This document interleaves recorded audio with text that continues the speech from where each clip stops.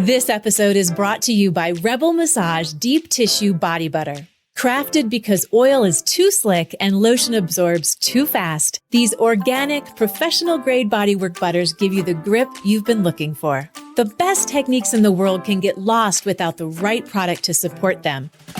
Try the Get a Grip version for more specific, focused work, or the Total Meltdown version for that grip with a little extra glide. Made by a massage therapist for massage therapists. Head over to rebelmassage.com to get your grip today.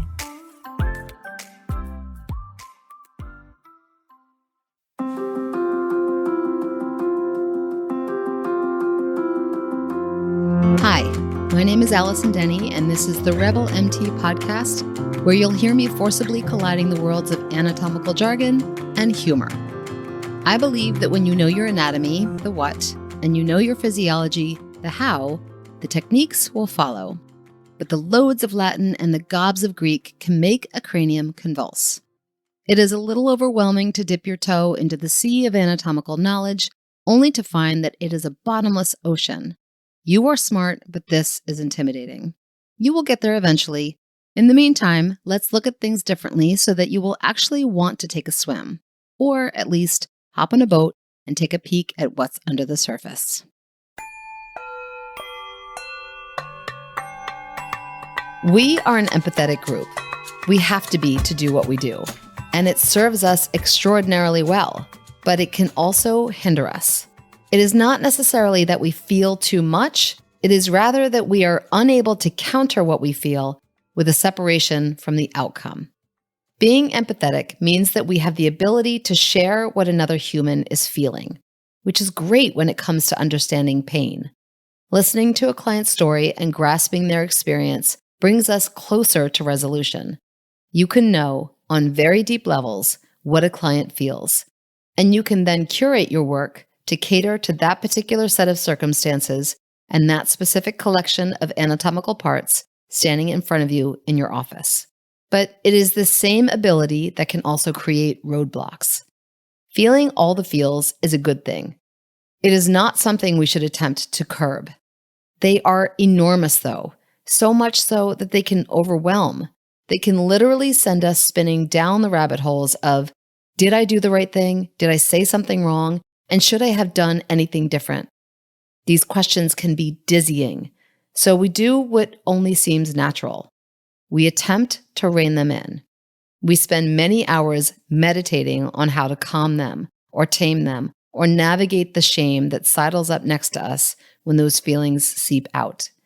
If we let them in, they can eat up our every waking moments. What if we flip the switch, though? Instead of trying to figure out how to squish what feels like an intangible and enormous cloud into a poorly constructed box, what if we allowed the cloud to be as big as it wanted to be and invented a cover that would just sit on the surface of the cloud, moving as it moved, growing as it grew, constricting as it got small, and allowing things to pass, but only with permission. And this cover was smart. It knew when the cloud needed to expand and when it needed to contract. It became more protective when it sensed danger, and it softened when circumstances felt safe. This cover, or the boundaries that separate us from the other parts and beings in the world, are something most of us lack. Not because we don't want them, but because we are never really taught how to maintain them, much less create them. They are sticky in our personal lives at best, and they can wreak havoc in our professional lives. As bodyworkers, boundaries are our moats, our security guards, our armor. But when the moat has dried up, or our guards are taking a nap, or our armor has worn down, our professionalism itself is at stake. Being empathetic, although it offers us incredible insights, can then become our biggest downfall. Creating strong boundaries is clearly the goal. And while this is something you may have learned about in massage school, there are a few important lessons that I think we can glean from our dear own personalized anatomy. Underneath our skin, these boundaries are called fascia. And fascia, if you really look at it, is exactly the kind of boundary we can dream about, at least in theory. In theory, if all the elements are aligned, fascia is multifaceted and smart. It is thick where it needs to be thick, thin where it needs to be thin, strong where it needs to protect, and vulnerable where it needs to soften. It is plugged into the wiring that controls us, the nervous system and the endocrine system. It responds to fear, trauma, sleep, meditation, and stimulation. It is the perfect example of the boundaries we all need to hone in other aspects of our lives. But because humans are, well, human, fascia doesn't always operate ideally.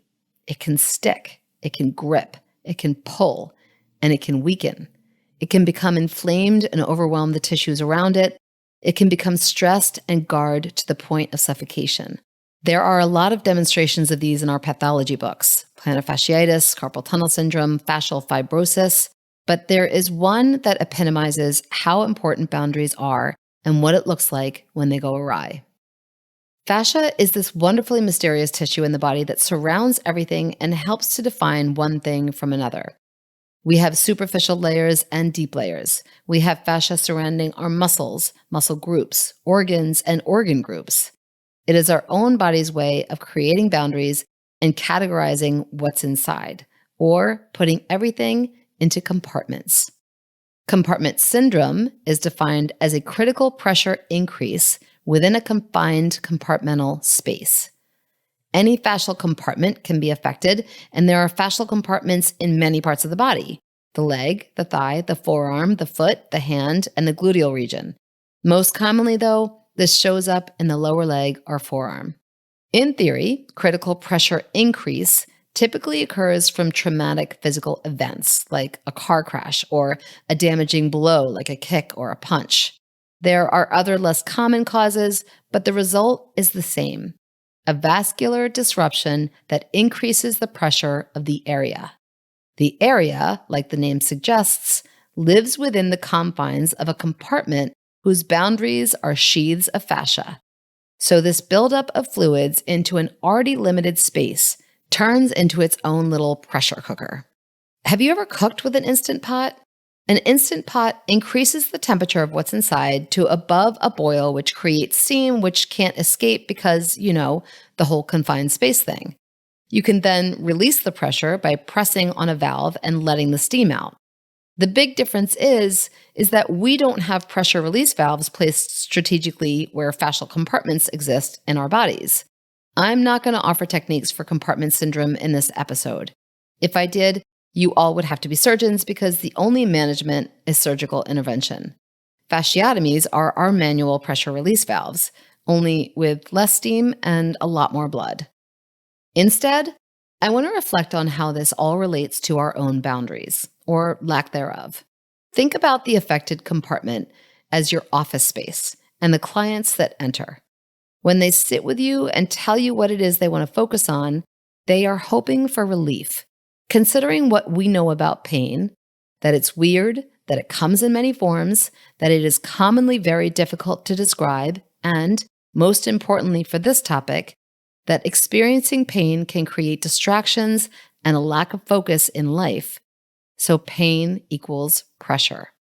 The frustration that builds with any tissue or dysfunction can strain many aspects of a person's life.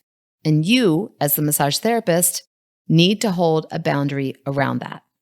Let me be clear. I'm not saying stop what you're doing and don't work on anyone. That is not my point. My point is, when you do work, you are relieving their pressure. You are helping them to de-stress, unwind, relax, heal, whatever words you want to apply here. You are slicing open the fascia, figuratively, of course, and allowing a reprieve. You are hitting the pressure valve and giving them space to let off steam. If your own boundaries are not intact, their pressure will land on your shoulders. I get a lot of requests to make videos or write about self-care. There is no doubt in my mind that defining and maintaining boundaries is the most important form of self-care there is. As a group, we fall into the category of those whose boundaries tend to be soft or permeable. It goes hand in hand with empathy. There are those of us, though, whose boundaries are too thick, too rigid, and connecting to clients is not as easy. Neither scenario is ideal, and finding the balance that is right for you is your work. For most of us, we are hoping to help clients soften their boundaries. We are showing up and listening and being vulnerable in an effort to hold space for those who want to be heard. We are literally working to make those compartments more pliable.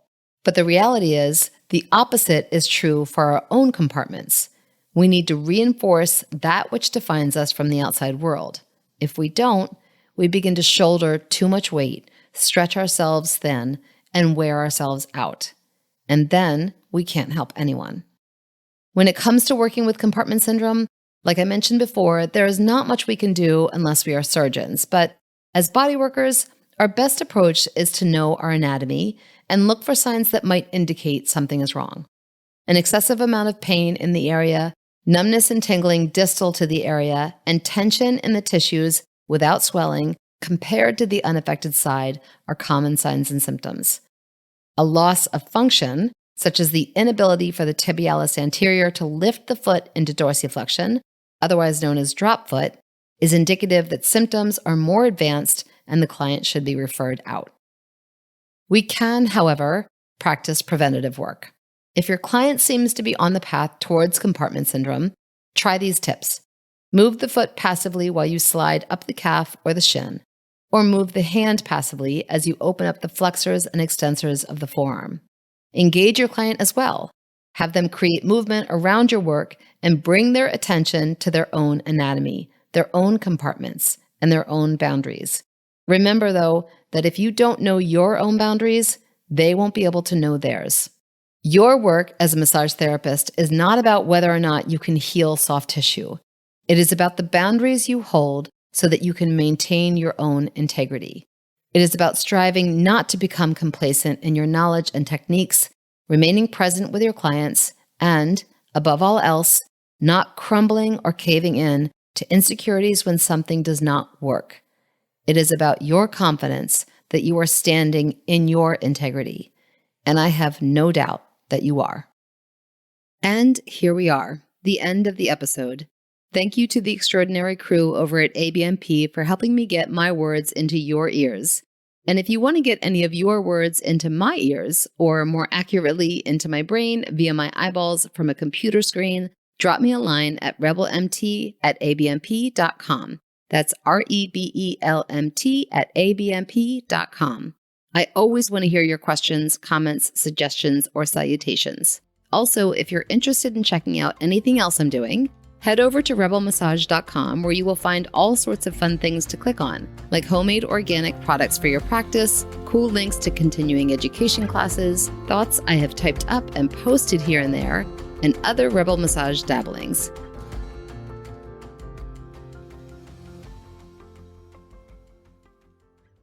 Members are loving ABMP 5-Minute Muscles and ABMP Pocket Pathology, 2 quick reference web apps included with ABMP membership. ABMP 5-Minute Muscles delivers muscle-specific palpation and technique videos, plus origins, insertions, and actions for the 83 muscles most commonly addressed by bodyworkers. ABMP Pocket Pathology, created in conjunction with Ruth Werner, puts key information for nearly 200 common pathologies at your fingertips and provides the knowledge you need to help you make informed treatment decisions. Start learning today. ABMP members log in at abmp.com and look for the links in the featured benefits section of your member homepage. Not a member? Learn about these exciting member benefits at abmp.com.